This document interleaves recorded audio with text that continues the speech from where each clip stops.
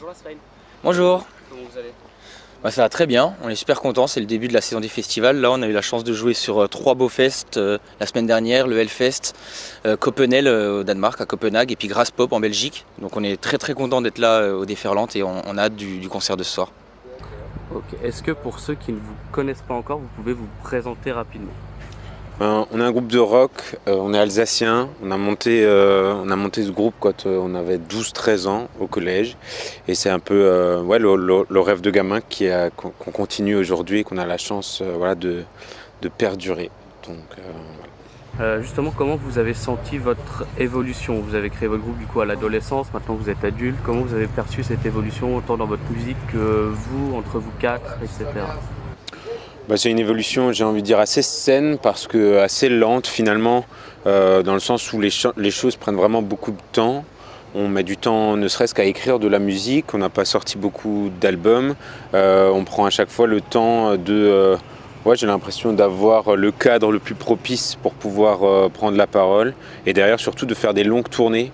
Donc voilà, tout ça prend beaucoup de temps et ça permet d'avoir finalement une histoire qui est assez saine, où j'espère on est toutes et tous les plus respectueux les uns envers les autres, et donc en fait on est toujours copains aujourd'hui, même si on est un peu plus grand qu'avant. Ok. Du coup, vous êtes quatre dans le groupe. Est-ce que vous travaillez chacun votre instrument de votre côté pour les studios quand vous enregistrez, ou vous piétinez un petit peu sur les autres en donnant des conseils ou vos avis? C'est vraiment solo et après vous vous regroupez. Avec l'Astren, Jean-Noël apporte beaucoup d'idées dans la composition, donc c'est lui qui va parfois avoir juste une idée de riff ou bien une chanson quasiment en entière. Et après on aime beaucoup vraiment se retrouver dans un local de répétition et jouer encore et encore. Donc ça va vraiment beaucoup passer par là. Bien sûr chacun travaille son instrument de son côté, mais j'ai l'impression que c'est quand même vraiment quand on se retrouve tous les quatre dans notre local que c'est là que les choses se passent et qu'on travaille, qu'on avance bien ensemble. Et puis il faut dire qu'on fait beaucoup de choses à côté, on est très indépendants, et donc on a chacun des casquettes à côté. Jean-Noël fait du management du groupe, s'occupe vraiment de toute la gestion de notre association qui s'appelle l'Astren Production, qu'on a créée, qui nous permet de faire nos propres tournées, d'être producteur de la tournée et aussi de produire les disques. Et puis on est aussi éditeur à côté de notre musique, donc voilà, on a beaucoup de taf à côté. Donc c'est vrai que la musique, j'ai l'impression qu'on la réserve pas mal à ce cadre tous les quatre quand on compose, et bien sûr quand on prépare les tournées. Ok. Vous avez justement une DA assez travaillée, assez précise. Est-ce que c'est important pour vous l'image du groupe? Je pense qu'on il y a quelques années, on ne se posait pas particulièrement la question. C'est juste que c'était quelque chose dont on essayait de prendre aussi soin autant qu'on pouvait avec nos moyens. Et c'est vrai qu'on a la chance d'avoir dans le groupe Julien, qui est passionné par la vidéo, et qui nous a permis assez vite d'avoir quand même beaucoup de contenu. Et il est vrai qu'en 2025, la vidéo, ça fait partie, en tout cas c'est une grosse partie du travail qui doit être, ou en tout cas qui est fourni par les artistes aujourd'hui. Ça permet d'être présent sur les réseaux, etc. Et je pense que c'est vraiment une chance qu'on a d'avoir quelqu'un qui apprécie faire ça, et on t'en remercie, Julien, de le faire aussi avec autant de talent.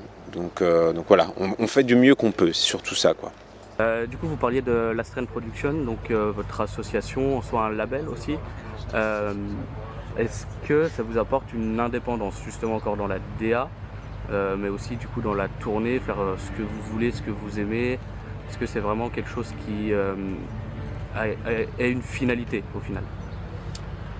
Je ne sais pas si l'indépendance en soi est vraiment une finalité, dans le sens où c'est pas un objectif qu'on s'est mis depuis le départ en mode on veut vraiment tout maîtriser de A à Z. En fait, c'est un chemin qu'on a emprunté un peu depuis le début avec les garçons, et dans lequel j'ai l'impression qu'on se sent assez à l'aise, parce que du coup ça nous donne beaucoup de liberté dans nos choix, dans les choix d'écriture des titres, dans le choix des visuels, on en parlait tout à l'heure, dans le choix du choix des singles, des dates de concerts qu'on fait ou qu'on ne fait pas.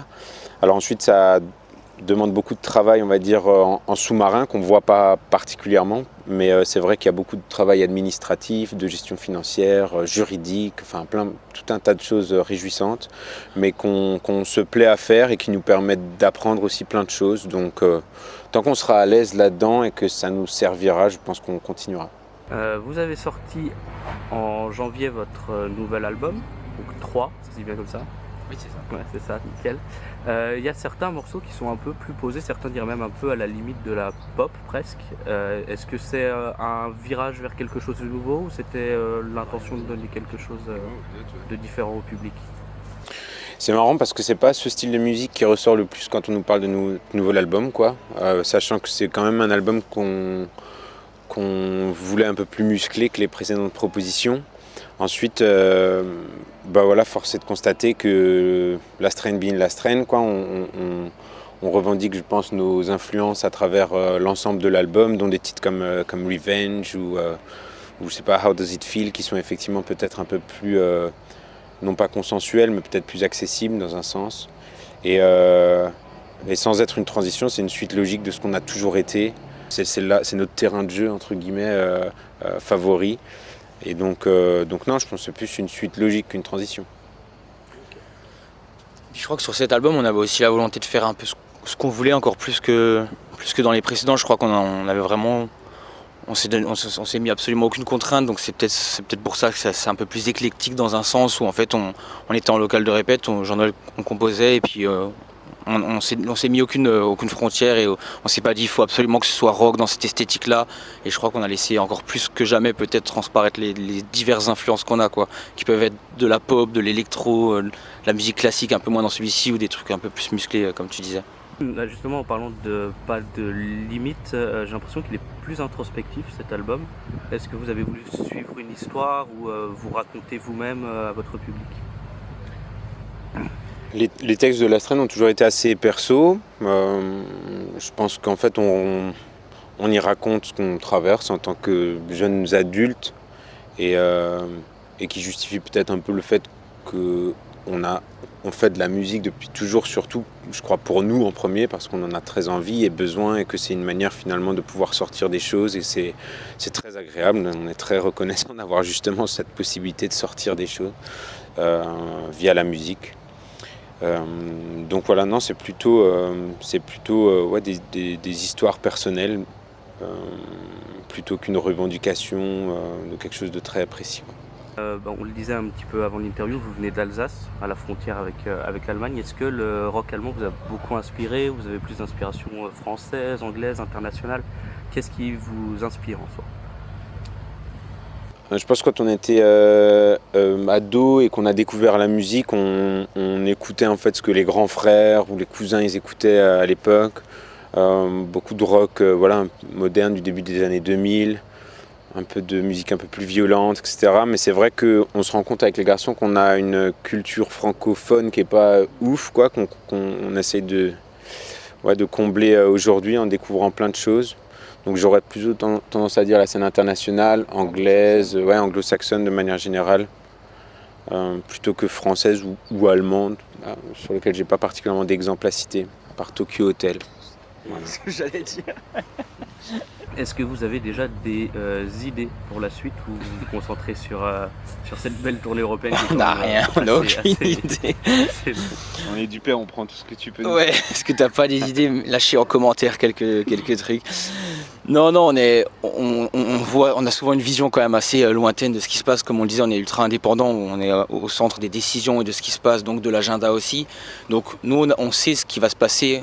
On l'espère si le plan se déroule bien dans les prochains mois et les prochaines années. On va pas pouvoir tout dire maintenant évidemment. Mais après, au-delà de ça, je crois qu'on a vraiment envie de surtout bien profiter de ce qui se passe là, des festivals. Ça faisait longtemps quand même qu'on n'avait pas joué sur scène. Je crois que ça fait 2-3 ans peut-être, parce qu'on a eu un autre projet avec un orchestre symphonique qui nous a bien occupés en studio. Et donc je crois qu'on a surtout envie de kiffer, quoi, d'aller sur scène, de profiter de cette tournée de festival. Et puis il y aura évidemment d'autres dates après, qu'on va bien sûr annoncer très rapidement. Mais je crois que le but c'est surtout ça là en ce moment, de la scène, et puis on verra pour la suite. En parlant de tournée, vous avez du coup commencé une tournée cet hiver qui s'est continuée au printemps. Là vous êtes en festival, vous faites des très gros festivals, des très gros noms. Donc vous l'avez dit, le Hellfest, vous êtes allé à Copenhague, il y a le Ziget, le plus gros festival d'Europe en Hongrie, le Paléo en Suisse, les Euroc ce soir, les Déferlantes. Qu'est-ce que ça fait de jouer sur des si grosses scènes devant autant de monde après justement 2-3 ans sans concert?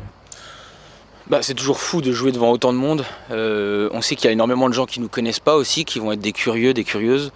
Et c'est toujours un challenge, un petit défi aussi de réussir à les ramener dans notre histoire sur un concert qui est généralement assez court, 45 minutes, 1 heure. Et donc voilà, on essaie d'écrire une setlist, de jouer des morceaux en essayant de se dire que voilà, on va raconter une histoire, les emmener avec nous et puis de voir si les gens vont rester tout le concert. Et puis c'est surtout toujours très excitant parce que tu partages l'affiche avec beaucoup de noms, tu as la chance d'aller voir beaucoup d'autres artistes, tu es dans des lieux qui sont généralement tous très incroyables, très beaux. Donc c'est vraiment une expérience qui est tout à fait différente de la salle de concert, que nous on apprécie aussi évidemment, d'autant plus que notre dernière tournée elle a été complète en salle, donc on était super fiers et très chanceux. Mais les festivals, ouais, c'est toujours une expérience dingue et c'est un peu vertigineux, ça fait un peu peur parfois, mais c'est ça qui est aussi excitant, je pense. Vous trouvez qu'une heure c'est court pour un Pardon ? concert? Une heure c'est court pour un concert, vous disiez? Non, 1 heure c'est pas court pour un concert, surtout quand il fait 35 degrés en plein soleil. On est content que ce soit qu'1 heure. Mais en salle, on va plutôt aller vers 1h15, 1h30, voire parfois un petit peu plus, tu vois, avec les rappels. Donc forcément, nous on aimerait jouer beaucoup de chansons, donc on doit faire des tris. Maintenant on commence à avoir quand même 3 albums.